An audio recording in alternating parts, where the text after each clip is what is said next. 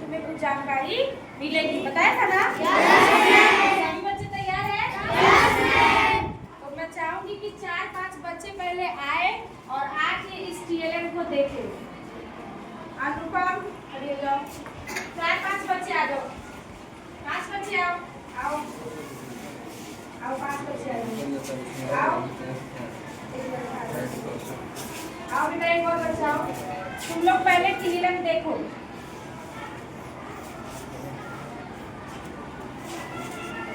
आ जाओ बेटा, और आ जाओ, 1-2 बच्चे और आ जाओ, 2-3 बच्चे और आ सकते हैं, आ जाओ।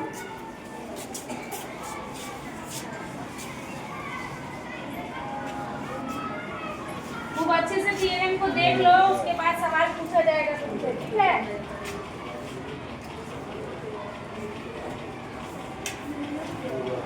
बताओ क्या है? एक बच्चा खड़ा हो जाए और कुछ बताए, खड़े हो जाए। क्या देखा तुमने TLM में, बताओ।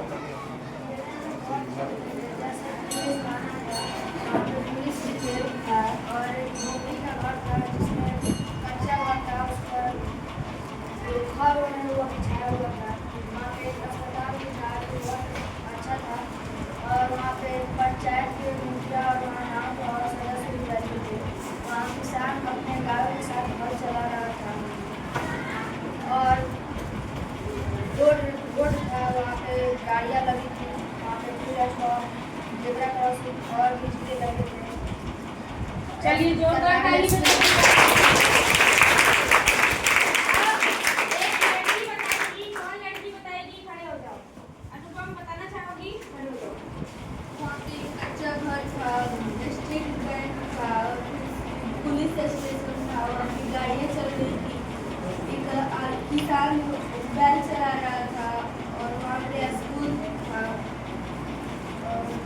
चलो चलो बैठो, ताली बजा दो।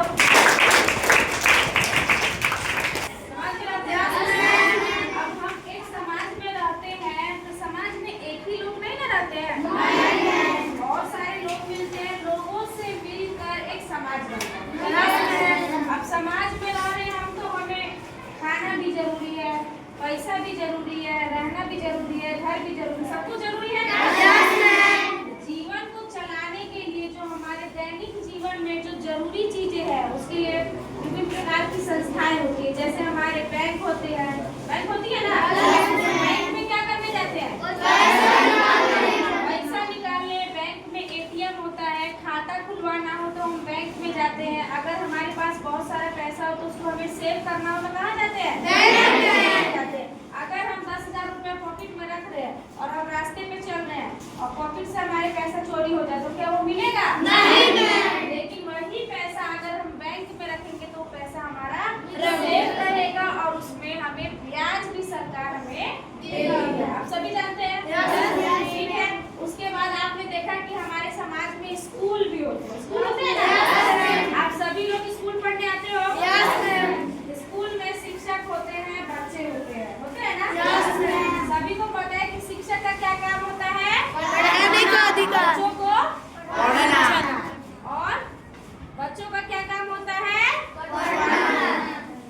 और उसमें आपने देखा पुलिस स्टेशन ना? अब मैं बोलूंगी कि तुम्हें पुलिस स्टेशन जाना है तो तुम क्यों जाओगे? बताओ। ऐसे जवाब दिया जाता है। एक बच्चा खड़ा होके बताओ, बताओ क्यों जाओगे पुलिस स्टेशन? कोई झगड़ा उगड़ा हो जाता है तो पुलिस को बुलाते हैं, तो झगड़ा सुलझ जाता है। मानिए आपके पास कोई, आपका घरेलू कोई झगड़ा है, चाहे आपके जमीन से कोई विवाद है, चाहे कोई भी ऐसा झगड़ा है, तो उसको हम आपस में सुलझाने की जगह और लड़ने लगते हैं, एक दूसरे को मारने पीटने लगते हैं। लेकिन उस मारपीट को ना करते हुए हम सीधा कहाँ जाएंगे? पुलिस स्टेशन में। वहाँ पर हम FIR दर्ज करेंगे। हमारा पैसा चोरी होता है तो हम दर्ज करेंगे। पुलिस हमारे लिए सुरक्षा करती है, जो चोर घूमते हैं उनको पकड़ती है। जैसे कि देखो, तुम्हें चित्र में दिखाई दे रहा है? देखो, ये जो चोर पुलिस है वो किसको पकड़ रहा है? चोर को पकड़कर लेकर जा रहा है। अगर हमारे समाज में सुरक्षा नहीं होगी तो हम लोग अच्छे से जीवित रह पाएंगे? नहीं रह पाएंगे। उसके बाद देखो, जैसे कि आपको चित्र में दिखाई दे रहा है, किसान क्या कर रहा है? हल चला रहा है, मतलब खेत को जोत रहा है। हमारे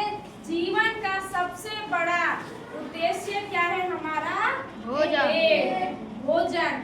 जो हमारे शरीर को भोजन अगर नहीं मिलेगा तो हम लोग क्या रहेंगे, जीवित रह पाएंगे? नहीं रह पाएंगे। इसीलिए हम सभी को सबसे पहला धन्यवाद किसको करना चाहिए? किसान को। ठीक है। अब देखो यहाँ पर पंचायत भी बनाया गया। पंचायत में क्या कौन होते हैं? मुखिया होते हैं ना। अगर पंचायत पांच गांव को मिलाकर एक पंचायत बनता है। पंचायत में एक मुखिया होते हैं और कोई समस्या अगर पांचों गांव में होता है तो एक पंच बैठाया जाता है और वहां पर बैठ के उस समस्या का समाधान किया जाता है ना। अब देखो ऊपर जैसे कि तुम्हें दिखाई दे रहा है, हम लोग बाल अधिकार के बारे में कुछ समझना चाहेंगे। आप सभी बच्चे हो, अभी बच्चे हो, 6 से 14 साल की उम्र में अभी लगभग बच्चे अभी नहीं आए हैं ना। हम जैसे कि जानते हैं कि 6 से 14 साल के बच्चों को सरकार द्वारा निःशुल्क शिक्षा दी जाती है। निःशुल्क शिक्षा मतलब जिसमें आपका 1 भी रुपया नहीं लगेगा। लेकिन कुछ जानने के लिए आपको अपने अधिकार जानने जरूरी है ना। जैसे कि पहला लिखा है जीने का अधिकार। हमारे समाज में, बिहार में ही, समाज में मतलब बिहार में ही नहीं पूरे भारत में अभी भी कितनी कन्याएं भ्रूण हत्या होती है।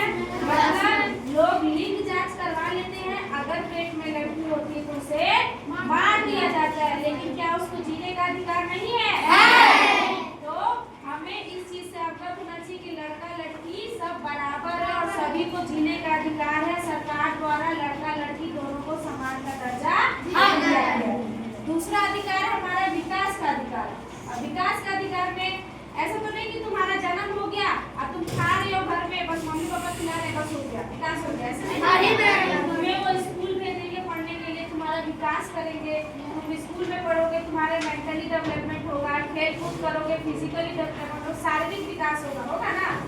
ये सब भी हमारे लिए जरूरी है। तीसरा भी विकास है सुरक्षा का अधिकार। हमारे सरकार आप लोगों के लिए, लड़कियों के लिए विभिन्न तरीके की सुरक्षा का अधिनियम भी चला रही है ना। कहीं भी कोई लड़की अब अगर किसी को कोई समस्या है तो वो जाकर पुलिस स्टेशन में बोल सकती है। और सहभागिता का अधिकार। सहभागिता मतलब कि मानो ये बच्ची है, ठीक है, इसको क्लास में चोट लग गई तो इसको कोई सहभागी साथ देगा कि नहीं देगा? क्यों? क्योंकि अगर आज हम इसका साथ देंगे कल ये भी तो हमारा साथ देगी। हमें समाज में रहना तो एक दूसरे से मिलकर रहना होगा ना। एक से समाज चल सकता है? नहीं चल सकता। अब देखो जैसे कि तुम्हें सब कुछ चित्र में दिखाई दे रहा है, ये बच्चा क्या कर रहा है? जूता पॉलिश कर रहा है। क्या इसके जूते पॉलिश करने की उम्र है? नहीं। ये बच्चा क्या कर रहा है? ईंटा धो रहा है। क्या इसके ईंटा धोने की उम्र है? नहीं। ये क्या कर रही है? और ये क्या कर रहा है? कचरा फेंक रहा है। लेकिन क्या इन बच्चों का ये काम है? नहीं। तो तुम सभी को ये जानकारी होनी चाहिए कि हमें सरकार फ्री में शिक्षा दे रही है। बाल श्रम जो होता है बच्चों से कराना निषेध है। कहीं भी तुम्हारे आसपास समाज में अगर कोई छोटा बच्चा काम करते हुए दिखे तो तुम उसके खिलाफ कार्रवाई करवा सकते हो। सभी को ये चीज समझ में आ गई? चलो ठीक है।